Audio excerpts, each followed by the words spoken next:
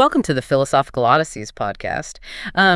So what if I told you that the coffee mug sitting on your desk right now, or, the stars you look up at in the night sky, and even your own physical hands are, well, essentially just software? Right, like a simulation. Exactly. What if the physical universe, as you experience it, is really nothing more than a rendering engine, like a biological VR headset that you can never, ever take off? It's a pretty wild premise to start with, yeah. It really is. And more importantly, what if I told you that by understanding how this software works, you could uncover the fundamental reason why human life feels so relentlessly exhausting and, perhaps find a permanent escape hatch?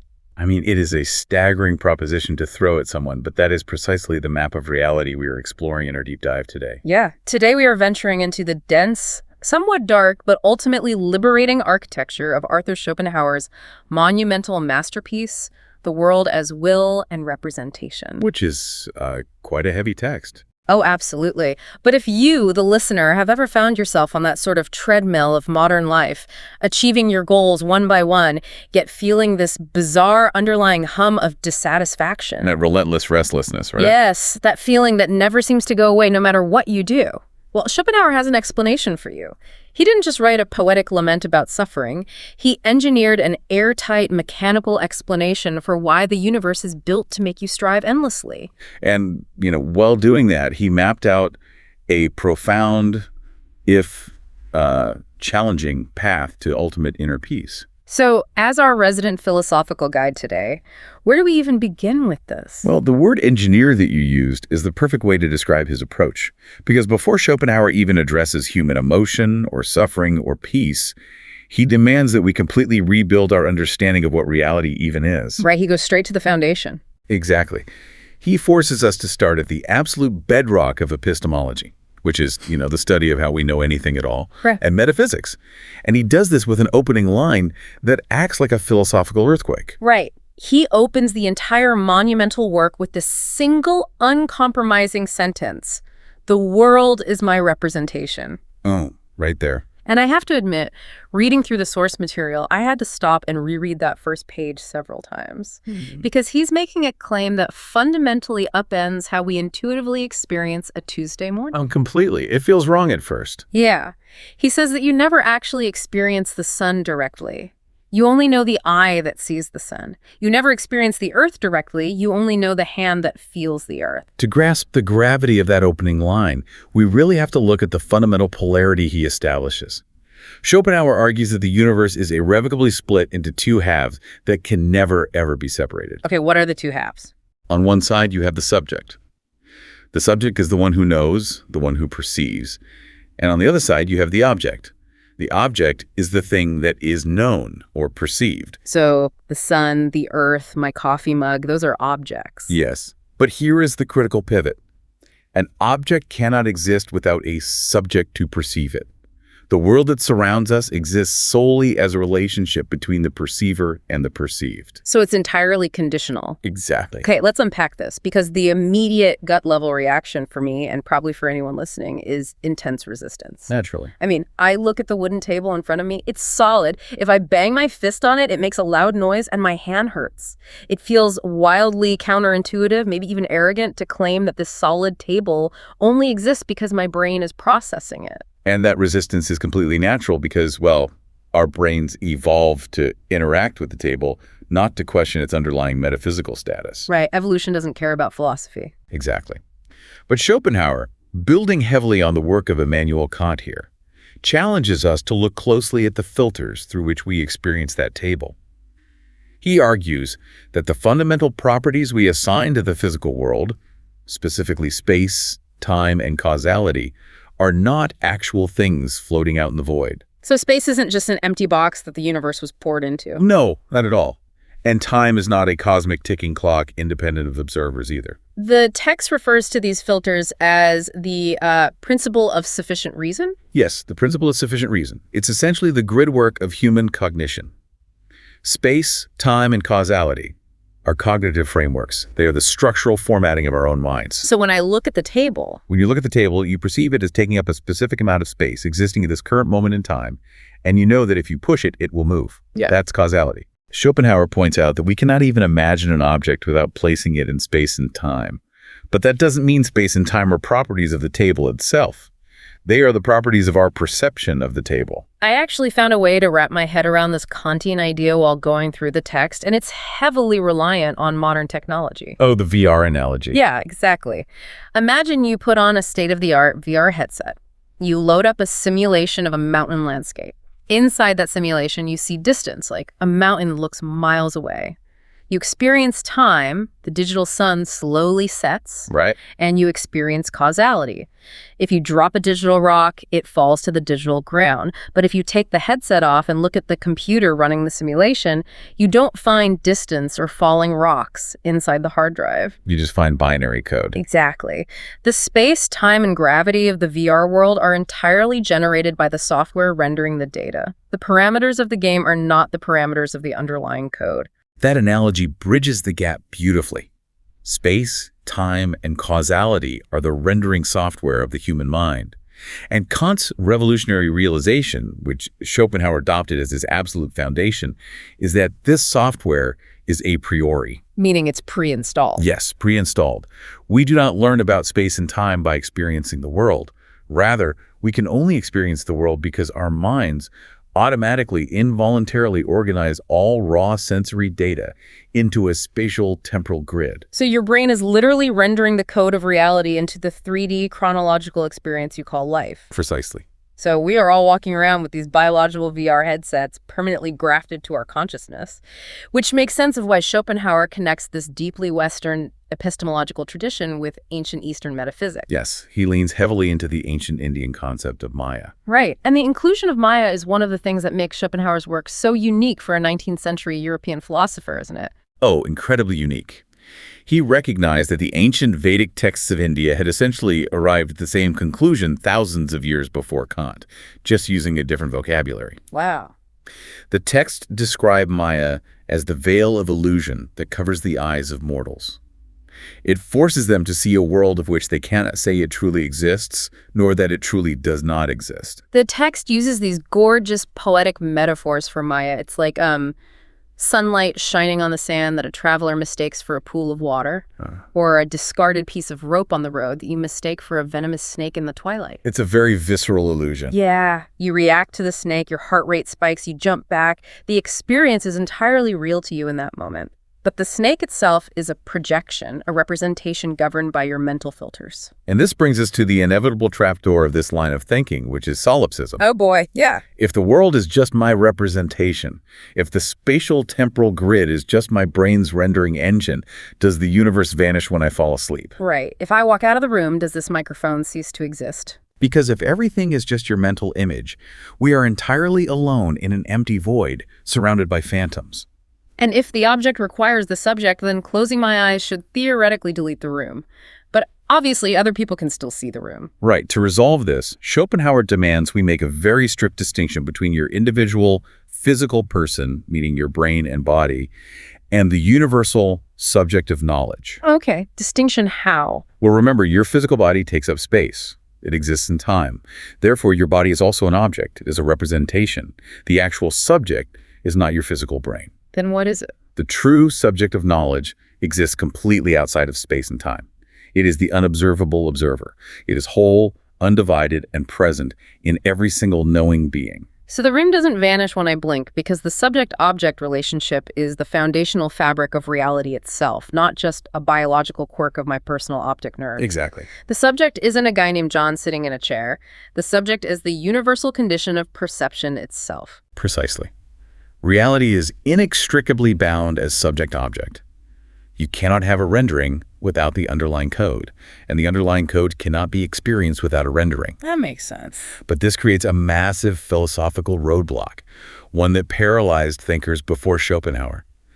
If we are permanently stuck inside the VR headset, if we can only ever experience the rendering of space and time, then the underlying code of the universe remains an unsolvable alien riddle. Because we can't step outside our own minds to see what the universe looks like without our mental filters applied to it. Exactly. If we were purely intellectual beings, what Schopenhauer colorfully calls winged cherubs without bodies, I love that phrase. floating around as pure subjects of knowledge, the world would just be a sequence of meaningless floating pictures. We would see the mountains and the falling rocks of the VR simulation, but we would have absolutely no way to know what the underlying code actually was. The inner nature of reality would be forever locked away from us. But we are not winged cherubs without bodies. And as I was reading through the material, this is the moment where the philosophy shifts from an abstract thought experiment into something incredibly visceral and grounded. Because we have bodies. Right. Because I don't just perceive the world through floating eyeballs. I have a physical form. I feel hunger. I feel exhaustion. I feel a stubbed toe. Mm-hmm. And that physical form provides what you might call a secret back door to reality. Yes. That physical form is the entire key to Schopenhauer's system. He realized there is a glaring, monumental exception to the rule of representation. Okay, what's the exception? Every single object in the universe is given to you in only one way, from the outside. If you look at a tree, you see its shape, its color, its location in space. It is a representation. Right. If you take an axe, chop the tree down, and split it open, you still only see its outside. You are just looking at the spatial, visual data of its interior rings. It remains a representation. It's still just graphics rendered by the VR headset. But your own body is radically different. Your body is the only object in the entire universe that is given to you in two completely distinct ways. Externally and internally. Right. Externally, yes. You look at your hand, it takes up space, it moves through time, it's an object among objects. But internally, you experience your body in a way that has absolutely nothing to do with visual space or time. You know your body intimately and directly as something else. And this internal direct experience, this is what he calls the will, capital W. The will. It is the most important concept in his entire philosophy. Internally, you do not experience yourself as a spatial object. You experience yourself as a relentless sequence of strivings, urges, desires, pains, and pleasures. It's all drive. Yes. And Schopenhauer makes a vital physiological point here. Pleasure and pain are not mere representations floating in your intellect like a picture of an apple. They are immediate, fundamental affections of the will. The source text goes really deep into the biology of this. It brings up the physiological reality of violent emotion.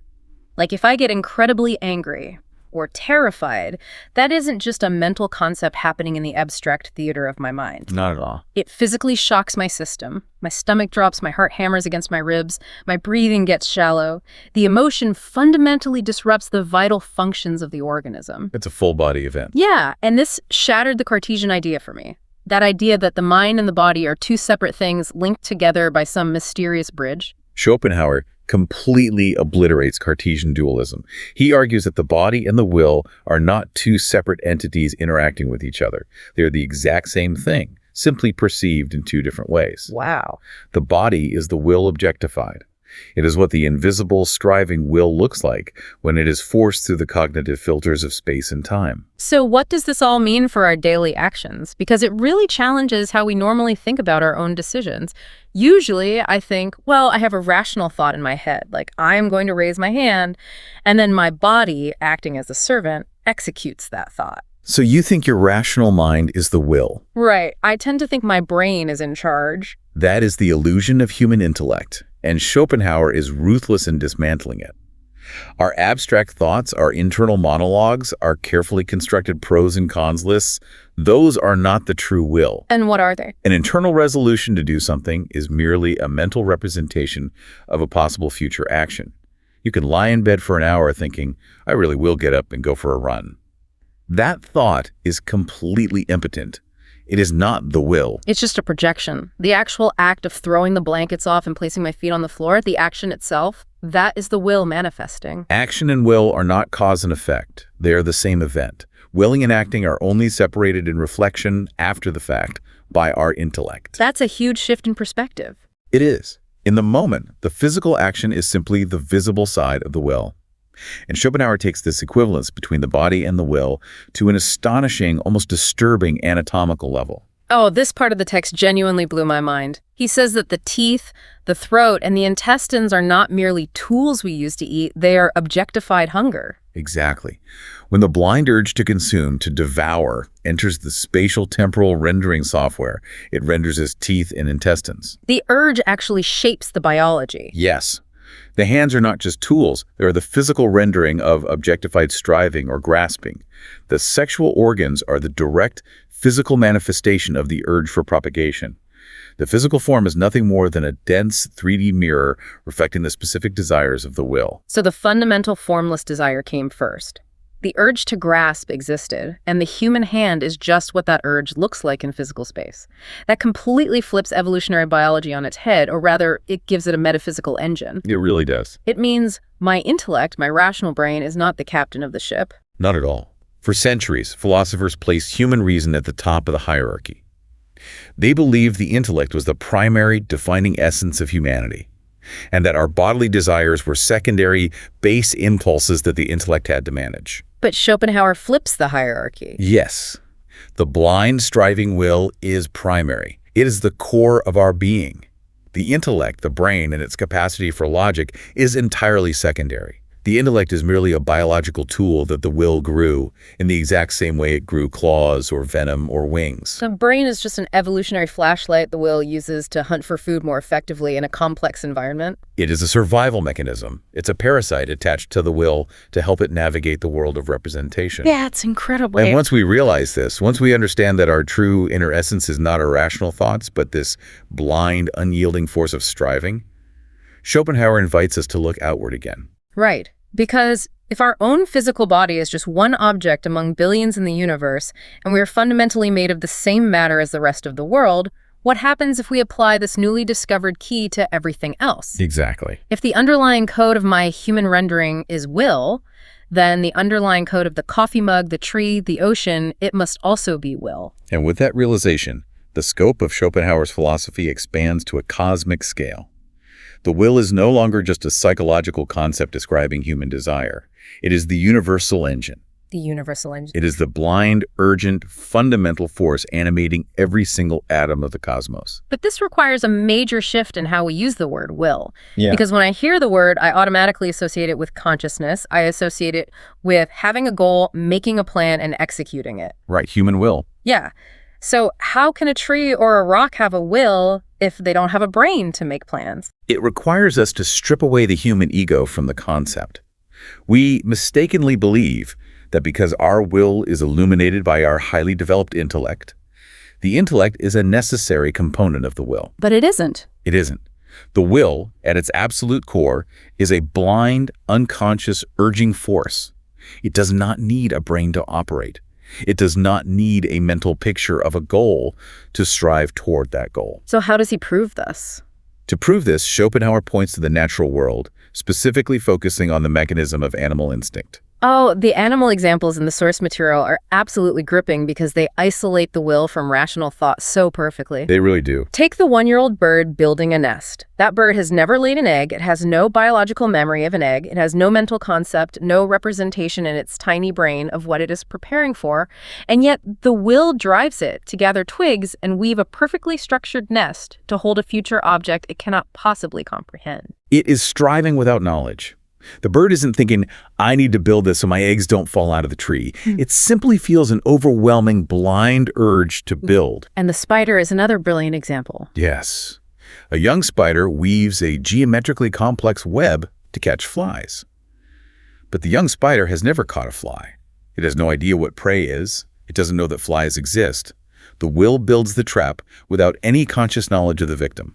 But the example that genuinely messed with my head was the stag beetle larva. Oh, the larva, yes. This larva lives its entire early life burrowed deep inside the wood of a tree. When it's time for it to undergo metamorphosis, the larva begins to gnaw a hole in the wood. But it doesn't just gnaw a hole big enough for its current worm-like body. It gnaws a hollow space twice its own size. Right. And why? Because when it transforms into a male stag beetle, it will grow massive horns. And let's look closely at the mechanism here. The larva does not have horns yet. It has no nervous system capable of conceptualizing horns. It doesn't even know if it is biologically destined to be a male with horns or a female without them. So there is zero rational foresight. Zero. Zero representation of the future. Yet it blindly, tirelessly digs a massive chamber to accommodate appendages that do not yet exist. This is the universe operating as pure, naked will. It is an unstoppable, creative, striving force, completely devoid of rational knowledge. It's terrifyingly robotic, but organic at the same time. And Schopenhauer doesn't stop at living biology. He scales this concept all the way down to the atomic and inorganic level. We're talking about physics and chemistry now. He argues that the laws of physics are simply the will operating at its lowest, most rigid grades of objectification. Because inorganic matter doesn't have a brain. Right. It doesn't react to complex motives like a human does. It reacts to rigid mechanical causes.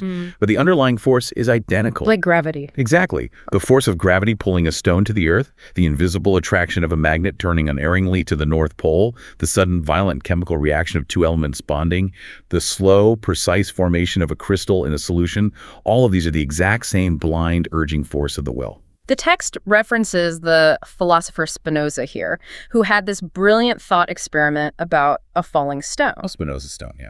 Spinoza said, imagine you pick up a stone and throw it through the air. Now imagine that while the stone is flying through the air, it magically gains human consciousness. It wakes up. What would the stone think? Well, the stone would feel itself moving forward, and it would think, I am choosing to fly through the air. I am doing this of my own free will. It would completely ignore the hand that threw it and the gravity pulling it down, because its only internal experience is the striving forward. And Spinoza used that to illustrate the illusion of free will. But Schopenhauer uses it to prove the universality of the will. You are the stone. We are the stone. Our complex human lives, our agonizing career choices, our messy romantic relationships, our political ambitions, we feel like we are making highly rational, freely chosen decisions. But according to the system, those conscious motives are merely the human equivalent of gravity pulling the rock. The intellect is just justifying the blind gravitational pull of the will after the fact. We're being propelled by the exact same blind force that pulls the magnet to the pole. But this introduces a massive contradiction that we need to unravel. If the entire universe, the magnet, the stag beetle, the human being, is driven by one single unified will, why is the universe in pieces? Ah, right. Why aren't we just one giant homogeneous blob of striving?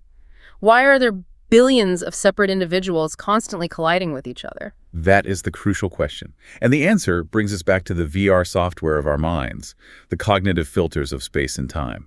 We established that the will, in its true inner essence, exists completely outside of space and time. Right, because space and time are just the rendering engine. They only exist in the world of representation. And because the will is outside of space and time, it cannot be divided. Division requires space, like putting one piece here and another piece there, and it requires time, one event happening before another. So without space and time, there's no division. Therefore, the will in itself is entirely undivided. It is a singular, monolithic unity. But when that singular will pushes its way into the world of representation so it can become visible, it has to pass through the filters of the human mind. It has to pass through space and time. Schopenhauer calls this the Principium Individuationis, the principle of individuation. Yes, space and time are the Principium Individuationis. They are the mechanism that shatters the singular unity of the will into billions of separate phenomena. I think of the Principium Individuationis like a glass prism. If you shine a single unified beam of pure white light into a prism, the geometry of the glass shatters that single beam into millions of scattered individual colors, a massive spectrum. That's a great visual. In this metaphysical system, the will is that single beam of pure white light. Time and space are the glass prism. As the will forces its way into physical reality, the prism shatters it into millions of individual beings. You are a scattered beam of the will. I am a scattered beam. The spider is a beam. The Australian oak tree is a beam. That prism metaphor captures the exact mechanics of Schopenhauer's universe. And the most vital part of that metaphor is this. The whole undivided essence of the white light is present in every single scattered color. Wait, really? The whole thing? Yes. The will is not divided up into tiny pieces where you get 1% and I get 1%. The will is fully 100% present in every single individual. The piece of the will driving the growth of a blade of grass is not mathematically smaller than the piece of the will driving a human being. It is all the same will. Which leads to the most horrific, tragic consequence of this entire philosophical system. Because if the will is fully present in every single individual, but the prism of space and time makes us feel physically separate, it creates egoism. Absolute terrifying egoism. Look at the mechanics of perception from the individual's point of view. From your perspective, inside your biological VR headset, your own existence is the only thing you know directly from the inside. Because I only have my own will. Exactly. Everything else in the universe, other people, animals, nature, is just a representation. It's just a picture on your screen. Because the will is fully concentrated in your specific physical form, your instinctual baseline setting is to feel like you are the absolute center of the universe. Because to the rendering engine of my brain, I literally am the center of the universe. The rendering only exists around my point of view. Precisely. And because every individual feels this way, every individual is desperately trying to preserve its own tiny, fleeting draught of existence. The willing you wants to survive at all costs. At the expense of everything else. And because the rest of the world is just a picture to you, Schopenhauer argues that if push came to shove, the natural egoistic individual would gladly annihilate the rest of the world just to maintain its own existence a little longer. Wow. And this isn't just human psychology. This is the fundamental operating system of nature. When you look at the natural world through Schopenhauer's lens, the veil of a harmonious, Disney-like Mother Nature falls away completely. Nature isn't in balance. It's locked in a permanent, agonizing state of warfare. The source text uses incredibly vivid, almost cinematic imagery to illustrate this. Schopenhauer points to the giant oak trees of Australia. Oh, the vine, right. Yeah. He describes how a massive vine will root itself next to the oak and slowly, over years, wrap itself around the massive trunk, climbing higher and higher to steal the sunlight, gradually strangling the giant tree to death. Two plants locked in a slow-motion, silent murder for resources. And the animal kingdom is infinitely more violent. Because animals have nervous systems, they can feel pain. Oh. The will creates predators with razor-sharp teeth and prey with acute sensory systems that feel terror. Every beast is the prey and food of another. But why? Why must nature be so brutal? The metaphysical answer is horrifying. Yeah. Because the will has nothing else to feed on but itself. Because it's all one will. The universe is just one singular will. Therefore, to sustain its objectified forms, the will must constantly cannibalize itself. It is locked in a state of eternal self-devouring. The lion tearing apart the gazelle is literally the universe sinking its teeth into its own flesh. That is deeply unsettling. The tormentor and the tormented are the exact same underlying entity, separated only by the illusion of space and time. This is why Schopenhauer quotes the Roman proverb, Homo homini lupus, man is a wolf to man. Human beings with our advanced intellects don't escape this cannibalism. We just invent more sophisticated psychological ways to devour each other. Exactly. I want to pause here and ask you, the listener, to really examine your own life through this specific mechanism of the will. I aren't out in the savannah hunting gazelles, but the engine of striving is identical. Think about the last time you desperately wanted something. A promotion at work, a new house, a relationship, or even just a distraction like a new video game. Before you had it, you felt a sense of lack. You felt an itch you couldn't scratch.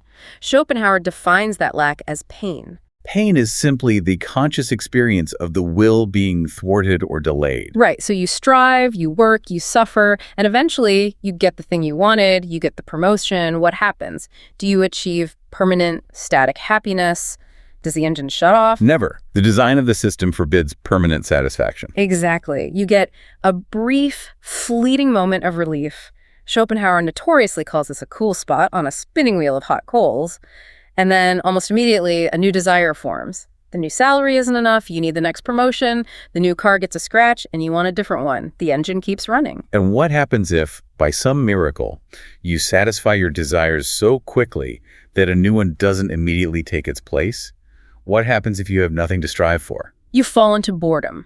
Existential, agonizing boredom. We all know that Sunday afternoon feeling where you have absolutely nothing to do, and instead of feeling peaceful, you feel restless, anxious, and empty. That is the psychology of boredom explained metaphysically.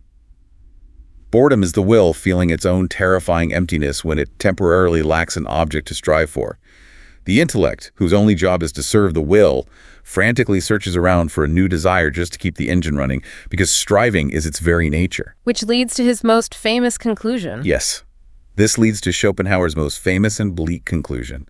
Human life is a pendulum swinging endlessly backward and forward between pain and boredom. We are trapped on a hedonistic treadmill, running ourselves to exhaustion, fueled by a rendering engine that ensures we can never actually arrive anywhere. When you lay out the mechanics of it like that, it feels incredibly suffocating. It's the ultimate pessimistic trap. We are blind, self-cannibalizing engines of suffering, hallucinating our own separation, trapped on a pendulum of pain and boredom. It begs the ultimate question. Is there any escape? Can we hack the software? Can we shut down the engine of the will? The answer is yes. Schopenhauer does not leave us trapped in the nightmare.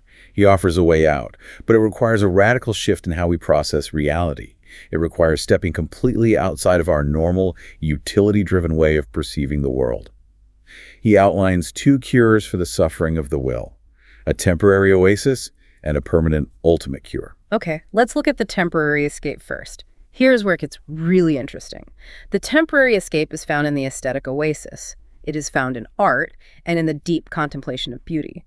But how does looking at a painting or listening to music actually stop the metaphysical engine of the will? What is the psychological mechanism happening in our brains? To understand the mechanism, we have to look at how our brains function by default. Normally, our knowledge serves our will. Our intellect is enslaved to our desires. When you walk through a forest, you aren't purely observing. Your brain is calculating. Calculating what? You look at a tree, and your unconscious thought process is, can I eat the fruit?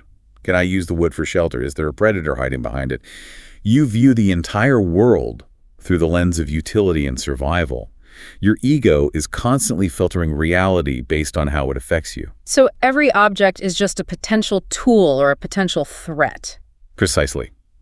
But occasionally, and Schopenhauer believed this was a rare and precious cognitive state, knowledge manages to break free from its slavery to the will. The utility calculating mechanism in the brain is temporarily overloaded or bypassed. When does this happen? This happens when we engage in the deep, profound contemplation of art, or when we are struck by the overwhelming beauty of nature. So imagine I'm walking in that same forest, but instead of looking for firewood, I stop and stare at a massive ancient oak tree. I look at the complex fractal patterns of its branches against the sky.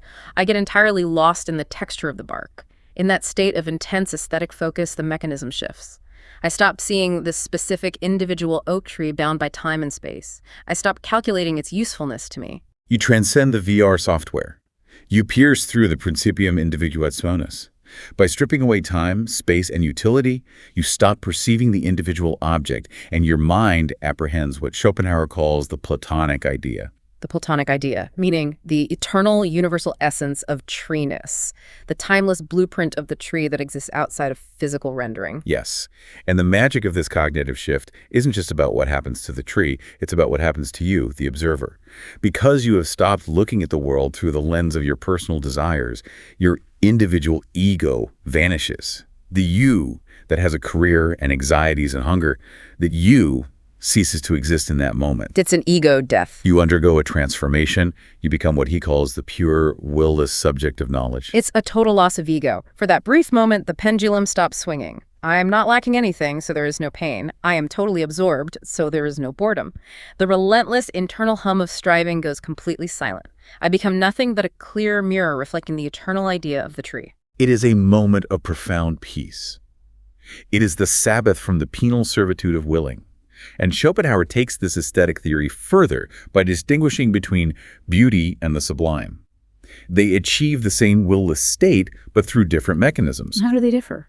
Beauty is when the object, like a peaceful sunset or a delicate flower, invites us easily and willingly into this state of contemplation. The sublime is entirely different. Oh, the sublime happens when the object is actively hostile, terrifying, or so massive it threatens to crush us, yet we force our minds into the will-less state anyway. Exactly. He divides it into the dynamic sublime and the mathematical sublime. Let's break those down, because the psychological shift here is incredibly empowering. Imagine you are standing on the edge of a cliff during a massive, violent hurricane. The ocean is raging. Massive black waves are crashing against the rocks. The wind is howling. That is the dynamic sublime. Sheer, overwhelming power. Initially, as a physical individual, your will panics. You feel incredibly fragile. You know that one wave could obliterate your physical body in a second. You feel reduced to nothingness against the power of nature. And the mathematical sublime is similar, but it deals with sheer scale. Imagine standing in the absolute pitch black of the desert at night, looking up at the Milky Way. You perceive the infinite vastness of the universe, billions of light years of space. Again, your physical ego feels crushed into absolute insignificance. You are a microscopic speck of dust on a rock. But then, and this is the critical hack in the software, an empowering realization washes over you. You shift from the physical individual to the pure knowing subject. Yeah. You realize, wait a minute, this raging ocean, this infinite galaxy, they only exist inside my representation. Exactly. Space that contains the galaxy, the time in which the ocean crashes, are structures of my mind. Yes, the ocean can crush my physical body, but the ocean itself depends on me, the subject, to be known. It is a moment of supreme, exhilarating elevation. We realize that we are greater than the terrifying forces of nature because we contain the entire universe within our own representation. We are the eternal bearers of reality. It lifts us completely out of the fear and striving of the will. And while visual art and nature achieve this through the Platonic ideas, we absolutely have to discuss music. In Schopenhauer's hierarchy of the arts, music sits alone at the absolute pinnacle. The source material spends a lot of time separating music from poetry, painting, and sculpture. Why is music so fundamentally different in its mechanism? The distinction he draws is brilliant. Think about architecture, sculpture, or painting. These arts work by representing the Platonic ideas. They are copies of the ideas. And the ideas themselves are objectifications of the will. So visual arts are a copy of a copy. They are one step removed from the underlying reality. Got it. Furthermore, concepts, like the words I am speaking right now, or rational logic, are even further removed. Concepts are just abstract, dry wrappers we put over reality. He calls concepts universalia post rem, which translates to universals after the fact. They only exist after we experience the physical world. So language and painting are just manipulating the VR graphics. Exactly. Yeah. But music bypasses the VR graphics entirely. Music is not a copy of the Platonic ideas. Music is the direct, unmediated copy of the will itself. Wow. He calls music universalia ante rem, universals before the fact. If the entire physical universe, with all its space, time, and matter, were to vanish into nothingness tomorrow, music would still exist in principle. Because music speaks the direct emotional language of the inner striving of the universe. When you really analyze the structure of a symphony, Schopenhauer's theory becomes almost mathematically literal. He points out how the four-part harmony of classical music mirrors the stages of the will's objectification in the physical world. It's a beautiful parallel. Think about the deep, slow, plodding bass notes of a cello or a double bass. They move slowly, they are heavy, they are foundational.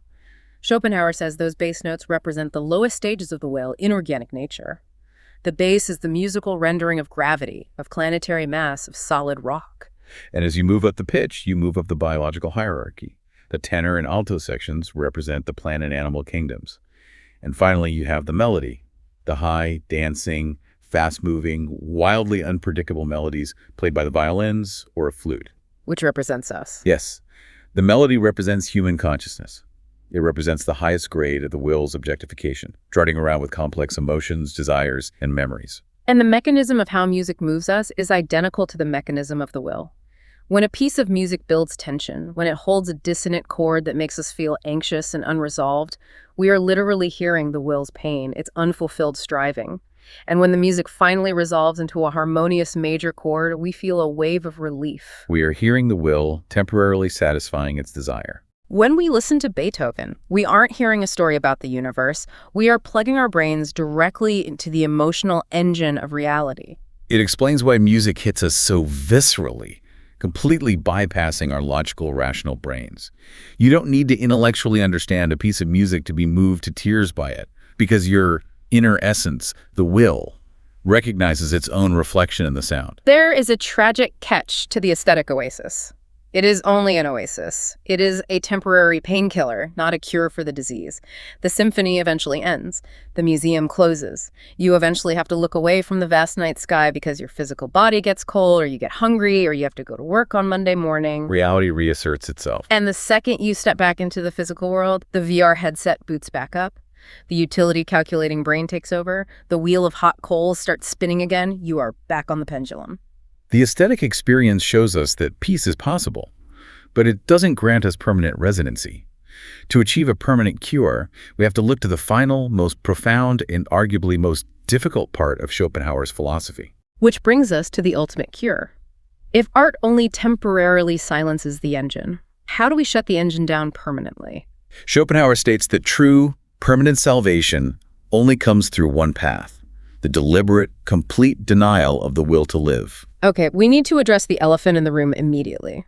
Because when someone who believes life is a pendulum of agonizing suffering says the only cure is the denial of the will to live, the immediate logical assumption is that he is advocating for suicide. If my physical body is just the will rendered in space and time, and the will is the source of all my pain, shouldn't I just destroy the body to escape the pain? It is the most common misinterpretation of his work, and Schopenhauer anticipates it.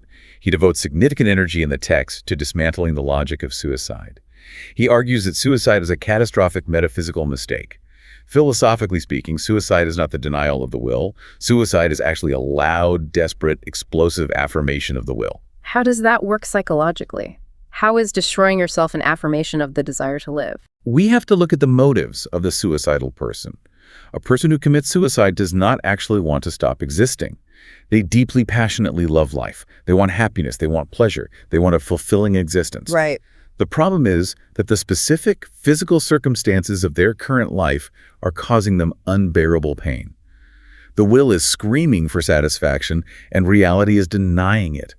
The suicidal person is angry at the conditions of their life, not at life itself. They destroy the body because they cannot get what the will wants. I see. It's like watching a television program that is deeply upsetting to you. You hate the images on the screen, so you pick up a baseball bat and smash the television to pieces. The screen goes black, the images stop, but smashing the TV does absolutely nothing to the broadcast station. The broadcast station is still beaming the signal out into the universe. In this analogy, the physical body is just the TV screen. The will is the broadcast station. That is an exceptional way to visualize it. Destroying the individual phenomenon, the body, does absolutely nothing to destroy the will, the underlying thing in itself. You have simply broken one tiny mirror reflecting the will. But the will itself remains entirely untouched, perfectly whole, ready to manifest in a million other forms. You haven't escaped the cycle, you've just violently rearranged the furniture in the VR simulation. Exactly. So if destroying the physical hardware doesn't stop the software, what is the actual mechanism for denying the will? How does one achieve this permanent cure? The true cure is an internal, psychological, and spiritual transformation. It is the path of asceticism, renunciation, and saintliness. And the mechanism for this transformation is a profound shift in knowledge. It happens when an individual's intellect becomes so powerful, so piercing, that it permanently sees through the principium individuationis. They permanently see through the prism of space and time. Yes. They look at the world, and they no longer see billions of separate individual beings fighting for survival. They recognize the fundamental illusion of separation. Schopenhauer points again to the ancient Vedic texts to describe this realization. The ascetic deeply, experientially understands the phrase tattvam asi, which translates to thou art that. Thou art that. Meaning, when I look at another person or an animal or a dying tree, I'm not looking at an other, I'm looking at myself. Precisely. The saint or the ascetic realizes that the tormentor and the tormented, the predator and the prey, the rich man and the beggar are the exact same underlying entity. The will is torturing itself. And when a person truly internalizes the immense universal scope of this suffering, when they feel the pain of the whole world as if it were their own, this knowledge acts as a quieter to their personal motives. Let's explore the psychology of that quieter, because it makes sense. If my ego is entirely based on the illusion that I am separate and special, and I suddenly realize that my individuality is a hallucination, the engine of egoism loses its fuel. Right, there's no reason to strive. Why would I strive to hoard money or seek revenge or fight for social status if I realize that the person I'm taking money from or the person I'm taking revenge on is literally just another rendering of the exact same code that I am? The motivation completely evaporates. The intellect, which usually acts as the servant of the will, suddenly turns around and presents the will with the terrifying truth of its own self-cannibalization. And in response, the will recoils. It turns away from life. The individual stops striving. And that's where the asceticism comes in. Yes, they practice voluntary asceticism. Yeah. They might fast, eating only enough to barely keep the biological machine running. They practice voluntary chastity, refusing to propel the will into a new generation, refuse to create new vessels for suffering. They intentionally strip away all the fuel that keeps the pendulum swinging. They welcome hardships, they don't resist injury, and when natural death finally comes, they welcome the dissolution of the physical body not as a violent escape, but as a peaceful fading away. The text notes how heavily this aligns with global religious traditions, doesn't it? It does. Schopenhauer, despite being a staunch atheist regarding a personal creator God, essentially reverse-engineered the core mechanisms of the world's great mystical traditions. He argues that this state of denying the will is psychologically identical to the concept of Christian rebirth and grace, or the achievement of nirvana in Buddhism, or moksha in Hinduism. It's all pointing to the same state. It is the ultimate state of enlightenment. The individual has completely stepped off the wheel of hot coals. They are no longer a slave to their own biology. But this brings us to a conceptual wall that I struggled with, and I think anyone reading this philosophy hits the same wall. If we successfully deny the will, if we shut down the engine of desire entirely and the physical universe is nothing more than the objectification of that will, then what is left? If the will stops reflecting itself in the mirror of reality, doesn't the mirror go blank? Does enlightenment simply mean achieving absolute, terrifying nothingness? It is the ultimate fear, and Schopenhauer addresses it in the stunning concluding passages of his work. He tackles the concept of nothingness by forcing us to flip our perspective one final time. He acknowledges that yes, to those of us who are still trapped in the VR headset, who are still animated by the will to live, this state of complete denial looks like an abyss. It looks like absolute nothingness. Because to us, our desires, our physical bodies, and our spatial temporal universe are everything. They are our entire definition of reality. Right. If you take away my physical world, my memories, my desires, and my ego, my brain computes that as zero. It computes it as a void. But, he argues, we only perceive it as nothingness because our standard for something is fundamentally flawed. We are measuring reality using the yardstick of a hallucination. Once the will is truly denied, the perspective inverts completely. Inverts how? To the enlightened ascetic who has stepped off the wheel, this physical world, this universe of endless striving, of birth and decay, of suns and galaxies, of predators tearing apart prey, this world which we clung to as everything is revealed to be the true nothingness. It is revealed to be a fleeting, painful nightmare. The VR simulation shuts down. The simulation ends, and the state of will is peace, the profound stillness which our ego feared as a dark void, is finally recognized as the ultimate eternal reality. What looks like nothingness to the will is everything to the liberated subject. That is profoundly heavy. It requires a complete rewiring of how we value existence. It demands that we let go of our desperate, clawing attachment to our own egos and our obsession with the physical world. It's a philosophy that offers no easy comforts, but it offers a genuinely airtight structural explanation for why the will is the way it is, and a logical path to transcendence. Which brings us to the end of our journey today. I want to speak directly to you, the listener, to try and synthesize this massive, intimidating architecture we've just unpacked. In pop culture, Schopenhauer is almost universally branded as the ultimate pessimist. He's the philosopher of doom and gloom, the guy who said life is just a pendulum swinging between pain and boredom, the guy who said nature is a self-cannibalizing nightmare. That is definitely his reputation. Yeah. But I want to offer a final provocative thought to flip this narrative on its head for you to mull over. Let's assume his mechanics are entirely correct. Let's assume the veil of Maya, the prism of time and space, is an illusion. If every person you pass on the street tomorrow, every bird you see building a nest, every animal in the forest, and every falling leaf is fundamentally the exact same undivided will as you, hasn't Schopenhauer actually provided the ultimate, most mathematically airtight argument for radical unconditional empathy? Wow. If the underlying code of the universe is singular, then harming another person isn't just a moral or ethical failing. According to this system, it is literally a delusion. It is a mathematical error. Harming someone else is an act of self-harm, disguised by the faulty rendering software of space and time. When you strike out at someone else in anger or exploit them out of greed, you are simply the will sinking its teeth into its own flesh.